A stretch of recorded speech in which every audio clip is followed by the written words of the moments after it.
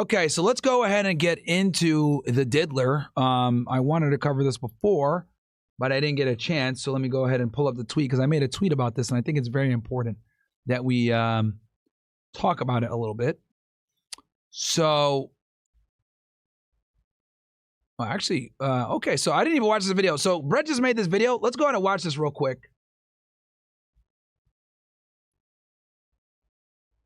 Diddy is just a perv that likes to watch his chick get smashed. This case is going to set the precedent. It could get to a point where women can have an axe to grind with you and come back years later and say, oh, you did XYZ to me, if they didn't get a desired result out of the relationship. Because make no mistake about it, Cassie walked away from this shit with 30 million. She got 20 million in the lawsuit with Diddy, and then she got another 10 million from Intercontinental Hotel. Now, am I saying that Diddy's a saint? No. Am I saying he's innocent? No, I'm not even saying that. But what I am saying is that a lot of this shit was consensual. A lot of it. I looked at the text messages. They were together for years. She's an adult. She could have left, but she stuck around. The other girl, Jane, that's a witness in this case, who Diddy is still paying her bills to this fucking day, by the way. A lot of it was consensual. Sending messages like, I want to go ahead and do XYZ. So it's like, if the premise is this is consensual sex, like, if you don't want to do a freak off one time, does that constitute as rape? See, we're starting to get into this gray area now. Because by that definition, does your wife want to have sex with you every single time you smash? No. Sometimes she might be tired. I don't want to do it. Can that be constituted as rape? Who knows? Depends on how you frame it and how she feels or what she wants to say. This is going to set a precedent that might not be good for men in general in the future. Hey, man, shout out to Brett, baby. Yo. Damn. Shout out to Brett, man. Hey, now you guys see, like, where the... Look, man, I invest back in the product, baby. Some of you niggas talking shit. Oh, bro, you pay too much for Clippers. Shut the fuck up, man. That's where I'm at, and some of you dumbass niggas are where you're at. This is the cost of doing business, baby. This is the cost of fucking getting good clips. This is the cost of getting content like this, man. It ain't cheap. You guys think I'm over here streaming in 4K fucking cameras for fun? Bruh. Shout out to Brett, man. This shit fire. Here, I'll give you guys this link if you guys want to, you know, share it with friends and shit like that. But hey, man, that video actually perfectly kind of dovetails into my topic, what I want to talk about. So let me talk about this real quick. All right. So, and you guys saw a little bit of a summary of it in the video, but let's go through this in a little bit more detail. All right. So Diddy's acquittal on the most serious charges, sex trafficking and racketeering, is a significant victory for men in the legal sphere. A guilty verdict on these counts could have established a dangerous precedent, allowing retroactive withdrawal of sexual consent to be weaponized in court, undermining due process. Let's be clear. Diddy is far from a saint. His history of criminal behavior, including domestic violence, degenerate conduct, and perversion, is undeniable.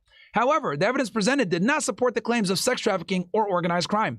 The government's key witness, Cassie and Jane Doe, 50 Cent's ex-partner, failed to substantiate the trafficking allegations. Both women were in a long-term relationship with Diddy and had ample opportunities to leave. Far from being victims, they were actively complicit in activities they now decry. Cassie, for instance, coordinated payments, flights, and hotel arrangements for the male escorts. Similarly, Jane Doe admitted on the stand to ongoing financial support from Diddy even during the trial and confessed to an affair with one of the escorts while also facilitating their logistics. Their actions contradict the narrative of coercion and victimhood. That said, Diddy was rightfully convicted on 2 counts of interstate transportation of prostitutes, each carrying a maximum penalty of 10 years. Given the circumstances, I estimate he'll face 2 to 7 years, with the sentences likely running concurrently. Well, number one, pat on back to myself for that awesome tweet. Right? Yeah, come on, man. Your boy's a good writer. But with all jokes aside, right, between this and the video that I put for you guys, matter of fact, let me go ahead and I know what I'm going to do. I'm going to literally comment.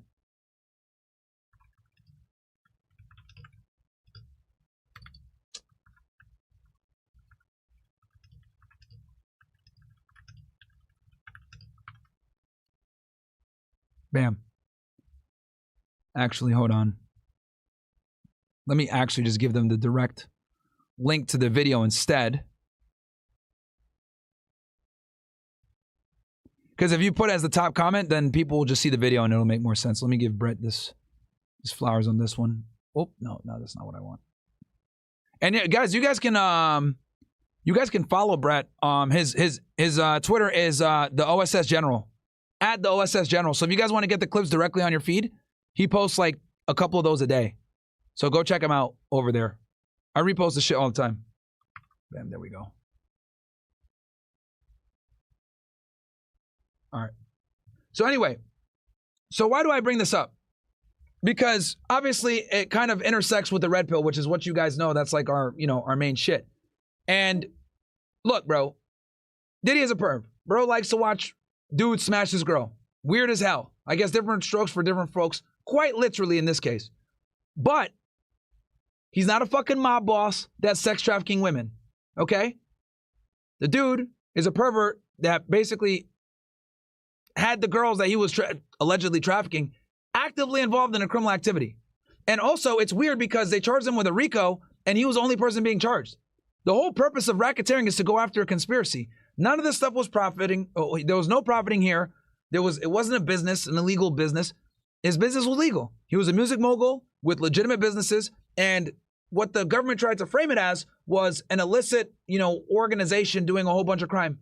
No, this was just a pervert that had a really weird background on sexual wants and had his girlfriends engaging in it. And whether people want to accept it or not, Cassie and Jane Doe engaged in the lifestyle. They enjoyed the lifestyle, and they only complained when they didn't get what they want. I'll give you guys an example.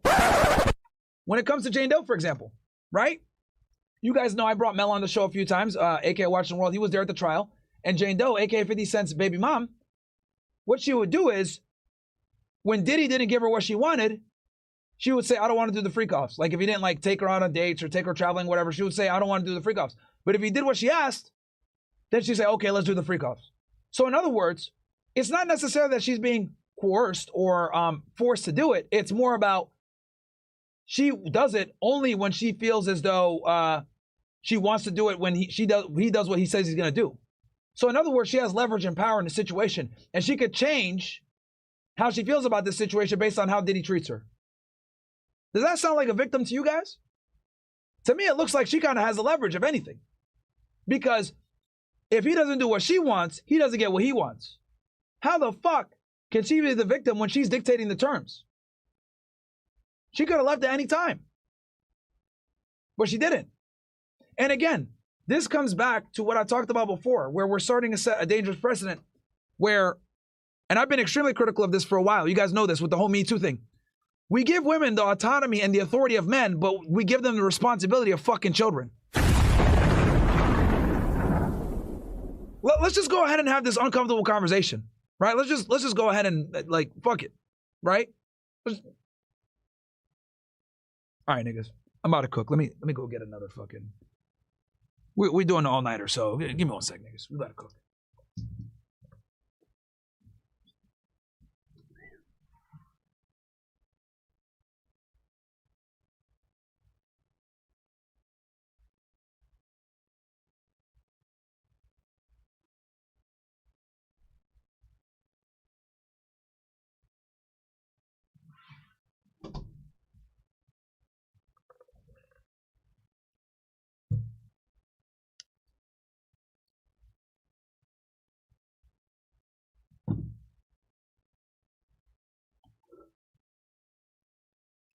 Got my orange drink here.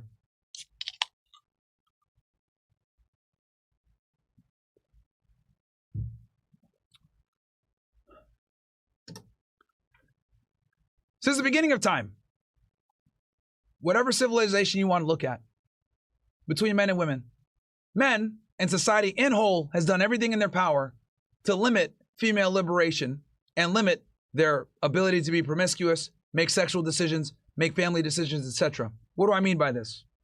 Arranged marriages were a thing. The father was often looked as the daughter's keeper. He would be the one to pass her off to her future husband.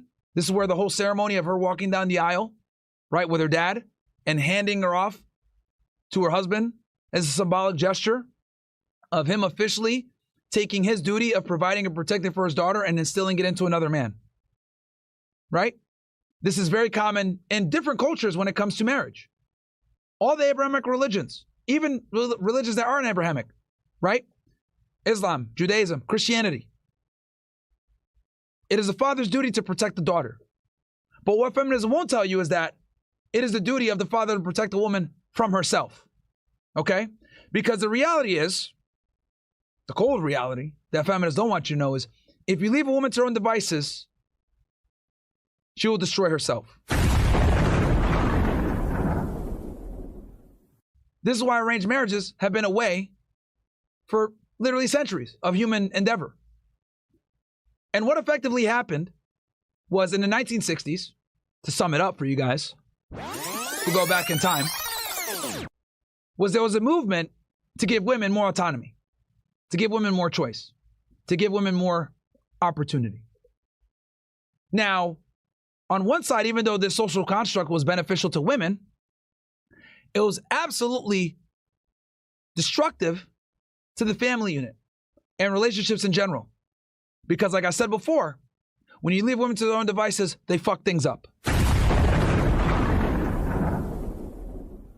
And what effectively happened, thanks to feminism, was we gave women all the same rights, authority, and power as men, while simultaneously giving them the responsibilities of fucking children and the accountability of children.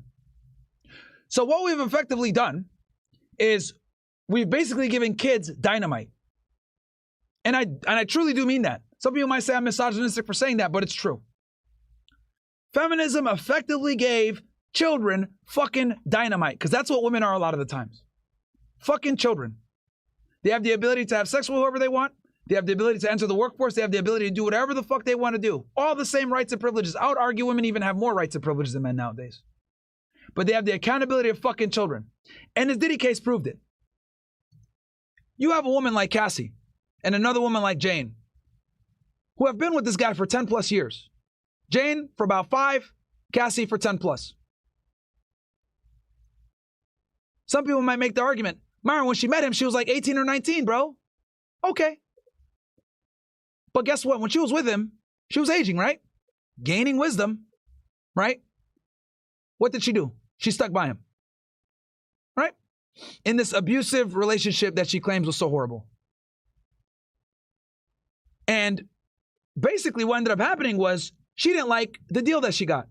Her music career stalled. She wasn't able to really put out music like that because her buzz failed, right?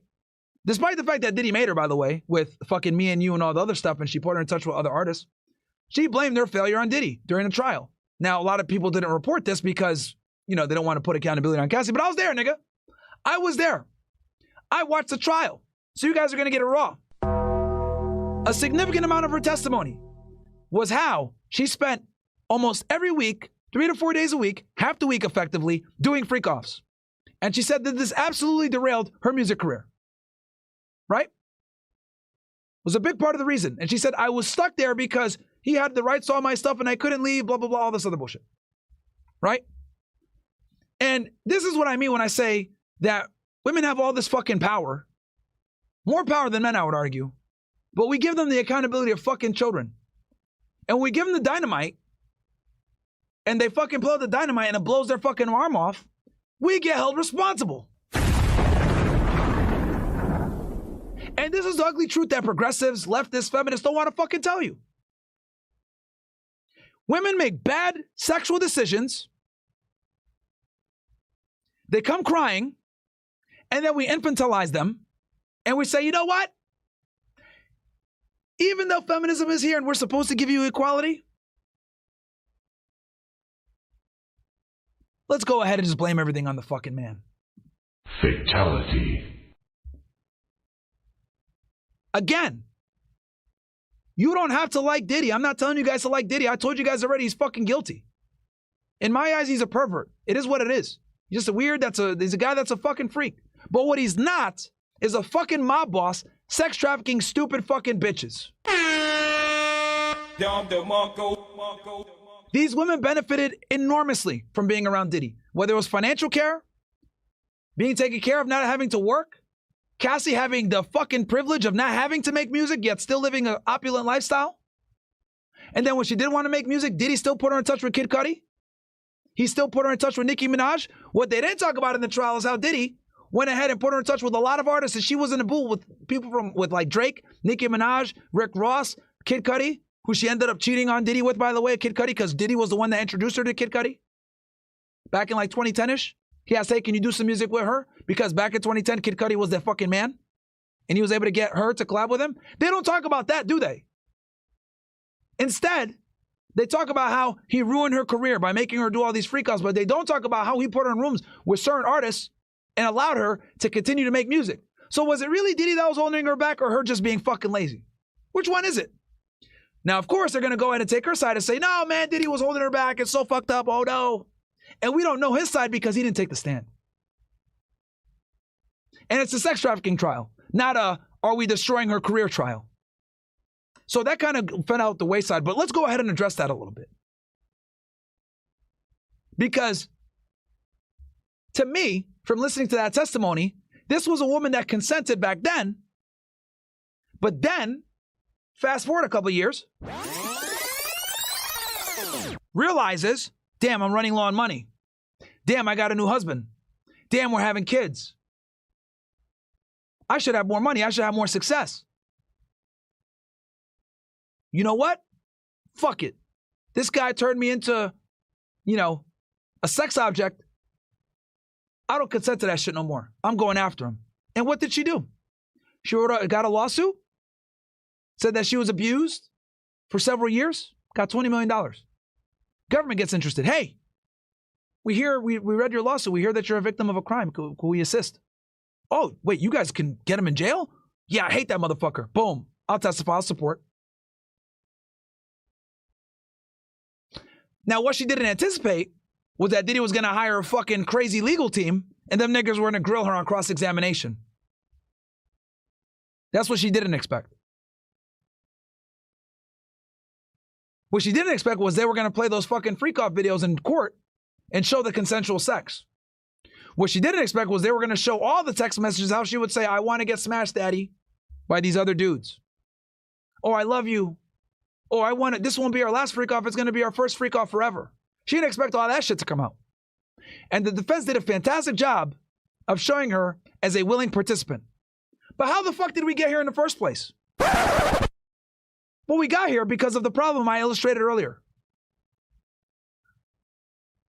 Modern feminism has allowed women to behave like fucking idiots and not take accountability for their actions, and even worse yet, retroactively withdraw consent to bad sexual relations they had in the past and then use it to destroy the life of a man and enrich themselves in the fucking process. And nobody in the mainstream media is going to tell you guys this because this is a very unpopular position, because attacking female bad decisions or feminism or the stupidity of allowing women to make their own sexual decisions is considered taboo. Well, guess what? The world that we know today was built by men. The world that we enjoy today was cultivated by men that had a family to go home to, which would ensure that they would work hard so they could continue to support their fucking home and their family. But since feminism is here and we've deregulated to the sexual marketplace and we've allowed women to become equals, what's happened is women pursue short-term fun over long-term security. And since they go ahead and prioritize short-term fun over long-term security, they make a lot of bad sexual decisions in the process and absolutely evaporate their value and make it harder for them to find a relationship later on in life. Don't believe me? Why the fuck do we have a bunch of 18-year-olds on fucking OnlyFans? Destroying their lives before it even started. Why are there more women than ever before embarrassing themselves on the internet for clicks? Why are there women behaving like fucking promiscuous hoes and embarrassing themselves all over the place for views? I'll tell you why. Because the patriarchy and society that we used to have before, that used to shame bad female behavior and promiscuity and stupidity, it's gone. There's only a few niggas that shame women nowadays. Me, Andrew Tate, and a couple others. But there's less than 10 on the internet. Everybody else, you go, girl. You deserve it all. You're not a hoe. You're empowered. Make that money. Get that bag. They're just jealous. Guys, you got to understand that men that think like us are a minority of the population. Or, let me rephrase, a lot of guys think the way that we do, but very few of us can actually speak about it. And when it comes to content creation, even less of us. Maybe 1% of the internet community even calls out female fuckery. The overwhelming majority, the other 90% plus, outside of our little echo chamber here, because we got to be honest, we are the minority here. The other 90% uplifts female stupidity and female promiscuity, not knowing that it lends the road to what the fuck we got going on now. So we have a woman that made bad sexual decisions, picked a bad fucking deal, didn't get wifed up, was used as a fucking sex object for a decade plus, mad that she didn't get the relationship that she wanted, like Kim Porter, his ex-wife. And what does she do? Has an axe to grind. So now she's coming for everything. Not only did she sue him and get money out of it because he settled, now she tried to take his freedom as well and tried to frame him as some fucking mob boss that was sex trafficking women. Again, I want to be very clear about this. You don't have to support Diddy to see how this could be a bad fucking precedent for men everywhere. If Diddy lost his case and was convicted of sex trafficking, guys, we're talking about any of you niggas. You fly a bitch out, that could be considered prostitution. You travel with your girl, take her to another stay and smash, that could be considered prostitution. That's sex trafficking. Excuse me. They tried to criminalize consenting sexual behavior. Yes, it's degenerate. Yes, I don't agree with it. Yes, I would never do it. But if you have been found guilty of sex trafficking, a lot of niggas will get cooked, bro. A lot. You might not necessarily hire escorts to fuck your girl, but you might hire escorts to come fly to you. You might hire escorts to meet you somewhere. You might travel with some fucking bitch that's an escort.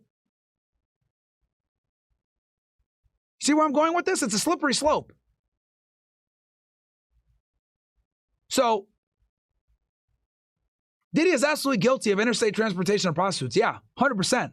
But is he guilty of running a criminal enterprise and sex trafficking with two women that consented to be with him for multiple years? One of them on the stand testifying against him, admitting that she loves him? Admitting that she just wanted to be with him? Admitting that she was jealous that she couldn't get taken to Turks and Caicos and be treated like a wife? Cassie saying that she was jealous of Kim Porter, that he had a kid with her and he spent the holidays with her? I watched the testimony. I saw it. This wasn't a victim of sex trafficking. This was a woman that was angry at lost opportunity, lost money, and the fact that she realized that now she's with a fucking loser in Connecticut living with her goddamn parents. And the defense exposed this. She was short on money when she fucking brought up these fucking charges against Diddy. The lawsuit. She made it like a fucking bandit. 30 million. 30 million. And a lot of the people that came forward in this trial had civil lawsuits against Diddy. A lot of them had financial incentives to lie. Hell, Cassie tried to claim that she got raped by Diddy. And then a month later, because she had communicated with him, so she gets raped in August of 2018, allegedly. Then, by September 26th to be exact, because I remember the fucking day because I was there, she's having consensual sex with Diddy. And her boyfriend, at the time, who's now her fucking husband, by the way, tries to FaceTime her and she ignores the call. Fatality. So is it really that she was raped? Or she's saving face for her current husband, who might have some issues with that? This all came out in court, baby. I was there. So I'm giving you guys a perspective that not many other people can give you guys, because not only was I there, but I'm also red pill aware. Unlike all the other fucking journalists in there that are fucking cucked. And I told you guys, even back then, I said, look, I'm going to wait until all the evidence comes out. He's guilty of something. I've been telling y'all, he's going to be guilty for sure. But I wasn't so sure if the RICO was it. To be honest with you guys, because I've done RICO cases and I know what it typically is.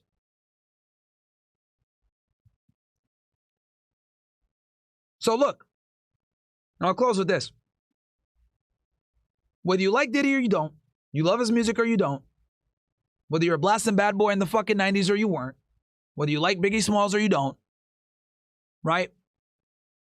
The bottom line is this. Diddy was on trial and being charged by women that had a scornful attitude towards him because they didn't get what they wanted.